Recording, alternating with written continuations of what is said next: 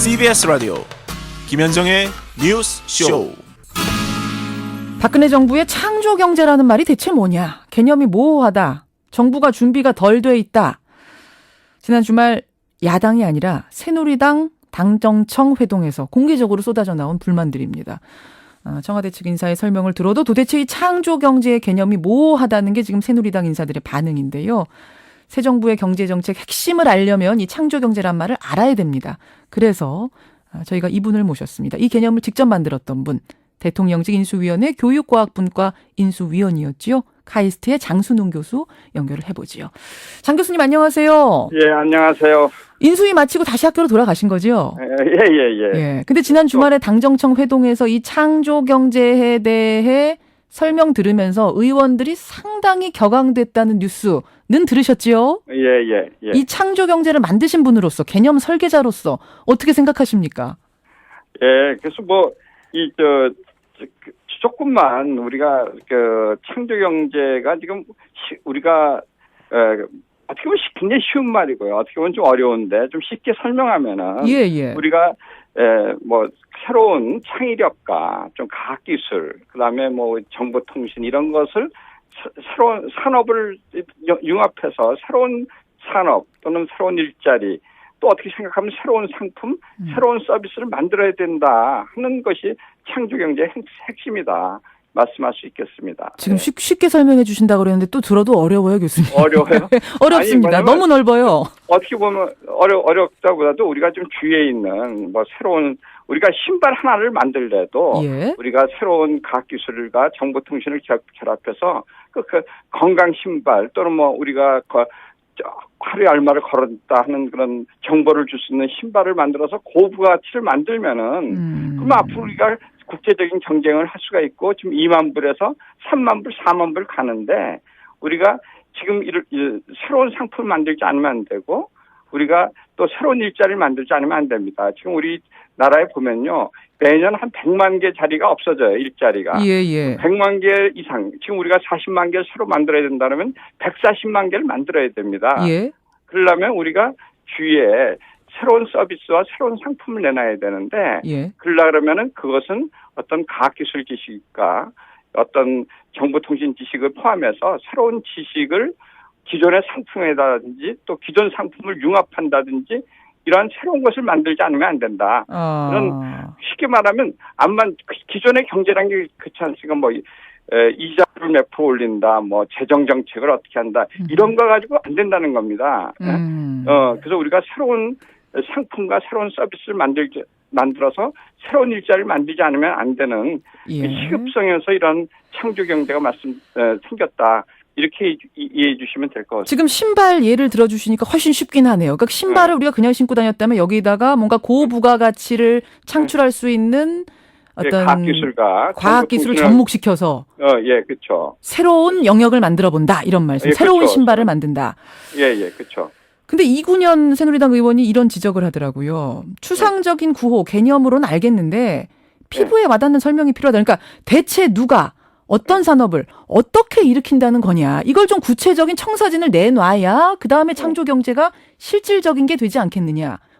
어떻게 이걸 진행해야 되나요, 그러면? 그러니까 그걸 앞으로 좀 예를 많이 들어두면 될 것 같아요. 지금 보면은 우리가 지금 스마트폰이라는 것이 기존에 있던 전화 기능, 영상 기능, 카메라 기능, 각종 기능을 다 넣고 그러면 각종 소프트웨어를 넣어서 무궁무진한 기능을 넣으면서 계속 발전해 가지 않습니까? 그런 식으로 우리가 앞으로 옷도요. 앞으로 입는 옷에다가 저희가 히터라든지 난방도 넣을 수가 있고요. 그다음에 거기다 컴퓨터 기능도 넣을 수 있고 옷도 무궁무진하게 기능을 더 늘릴 수가 있습니다. 그리고 아까 신발도 그럴 수 있고요. 그다음에 앞으로 자동차도 기능이 각종 과학기술과 정보통신을 넣으면은 여러 가지 기능으로 갈 수가 있습니다. 지금까지도 기업들이 다 그렇게 연구 발전해 왔던 거 아닌가요? 뭔가 새로운 건가요, 이게 지금? 그렇죠. 근데 그런 게 우리가 더 신경을 써야 된다. 그러니까 더 창의롭게 하지 않고서는 더 혁신하지 않고서는 앞으로 2만 불 시대에서 3만 불, 4만 불 올라갈 수 없다. 쉽게 얘기하면은 그동안에는 우리가 어떻습니까? 우리가 자원이 없는 나라가 그래서 할 수 있는 게 손발을 부지런히 놀리는 거하고 머리를 쓰는 건데 예. 우리는 이제 손발 놀리는 거 가지고는 2만 불 이상으로 올리기 어렵다. 이제 더 두뇌를 써야 되겠다. 알겠습니다. 이런 것들은 이제 기업들이 각자 알아서 해왔던 것이라면 이제는 네. 정부가 주도적으로 이런 창조 경제, 고부가가치 산업을 발전시키는데 뭔가 주도적인 역할을 해보자. 이런 말씀으로 이해하면 될까요? 예. 근데요, 제가 또 한 가지 얘기하는 거는 예. 이거는 물론 과학기술을 발전시키는 과학기술자 기능이 역할이라 그렇지만 지금 창조교는 경제는 1% 과학기술자만 하는 게 아닙니다. 나머지 99% 모든 국민이 이미 과학기술자가 개발한 지식 같은 걸 활용하고 창의력을 발휘하면은 모든 국민이 창조 경제에 참여할 수 있는 겁니다. 그 부분에서 또 걸리네요. 모든 국민이 어떻게 창조 경제에 구체적으로 참여할 건가? 그게 또 추상적으로 들려요, 교수님. 그게 아니죠. 우리가 이제 아까 보신 것처럼 조금만 우리가 그 주변에 우리가 청소 같은 것도 말입니다. 청소부가 지금 현재 많은 돈을 쓰고 있는데 그럴 필요가 없습니다. 어떻게 보면은 쓰레기통을 갖다 놓고 우리가 앞으로 창조 산업 같은 게에서 민간이 그 창조 이런 것도 있어요. 쓰레기통에다 광고를 하는 산업들이 생기면은 앞으로 쓰레기 문제가 그냥 그 광고 산업하고 연결이 돼가지고 쓰레기 문제가 해결될 수가 있습니다. 그리고 거기서 나오는 쓰레기가 폐기물 자원하고 연결이 되면은 우리 쓰레기 청소하는 문제도 어떤 사회적 기업이 되고요. 동시에 우리가 대폭적인 새로운 또 산업을 만들 수가 있는 겁니다. 그렇군요. 그러면 교수님, 지금 이제 설명 대체적인 개념은 이해가 됐습니다. 어떤 말씀이신지 알겠는데 이것을 현장으로 와닿게 할 수 있는 현장을 하늘에 지금 개념이 하늘에 떠 있다면 이걸 땅 밑으로 내려야 될 텐데 이 작업을 구체적으로 누군가가 해줬어야 되는데 말입니다. 지금까지는 구체적인 밑그림이 안 나왔는 모양이에요. 그래서 새누리당 의원들이 많이 화를 냈다고 하는데 왜 이렇게 더 이상 이게 발전이 없는 건가요? 추진이 안 되고 있는 건가요? 아닙니다. 사실은 지금 현재 국정과제 1번이 바로 이거 설명하고 있습니다. 국정과제 140개가 있거든요. 그중에 1번이 과학기술을 통한 창조산업 육성입니다. 그건 제가 직접 주도한 건데요. 그래서 그것도 있고 그 140개 중에서 이거와 관련된 게 한 10개 이상의 국정과제가 있습니다. 이 국정과제를 좀 쉽게 잘 풀고 앞으로 지금 이제 출범한 지 얼마 되지 않았지 않았습니까? 이제 설명을 해야죠. 그렇게 하고 좀 더 우리가 또 배우시려고 하는 분도 좀 더 마음을 열고 또 그만큼 우리가 잘 살기 위해서 또 새로운 일자리를 하기 위해서 하는 거고 좀 더 저는 이렇게 생각합니다. 창조 경제의 가장 핵심이 창업 경제입니다. 창업 경제요?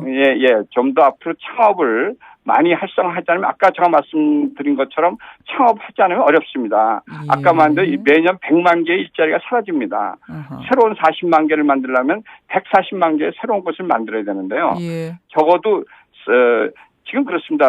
앞으로는 한 서너 명 정도의 예를 들어서 중소기업, 아주 작은 기업이 40만 개 정도 생긴다. 이렇게 50만 개가 생긴다. 이런 것이 필요합니다. 그래서 앞으로는 좀 더 많은 사람들이 주위의 작은 거 하나하나를 혁신하다 보면은 그게 모든 것이 기업이 될 수가 있습니다. 알겠습니다. 의도는 좋은데요. 이것들을 이제 구체화시키는 작업을 누군가가 굉장히 잘해줘야 될 것 같은데 어느 부처가 주도적으로 하게 되는 거죠? 그러니까 아마 미래창조과학부가 약간 아마 중간자 역할, 코디네이션하는 역할을 조정자 역할을 하되 모든 부처가 참여해야 된다고 봅니다. 미래창조과학부가 주도가 돼서 모든 부처를 함께 참여시키는 방향으로 가야 된다. 최문기 미래창조과학부 장관 후보자에 대한 인사청문회가 마침 오늘 시작이 되는데 이 최문기 후보자는 어떻게 보세요? 창조경제 이끌 분으로 괜찮습니까? 그분이 이제 그 창조경제는 교육도 중요하고 연구도 중요하고 그다음에 벤처 육성도 중요한데 그 세 가지의 골고루 경험을 하신 분입니다. 그래서 저는 그런 면에서 적합한 인물이다 이렇게 보고 있습니다. 김종훈 전 미래창조과학부 장관 후보자 지금 자진 사퇴하고 미국에 가셨어요. 근데 어제 워싱턴 포스트에다가 기고문을 하나 쓰셨답니다. 마녀 사냥 당했다 나는. 혹시 보셨어요? 어떻게 생각하세요? 친하시죠 두 분?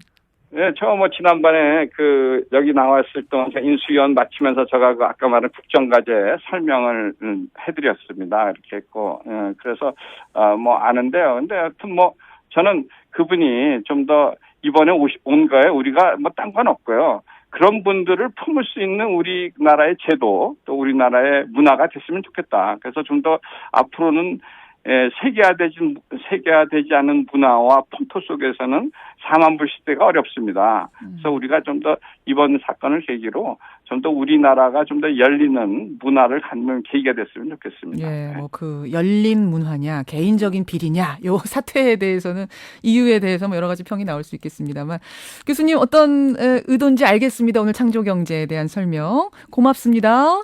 예, 감사합니다. 대통령직 인수위원회 인수위원을 지냈고요. 지금 카이스트 교수로 돌아갔습니다. 장순웅 교수였습니다.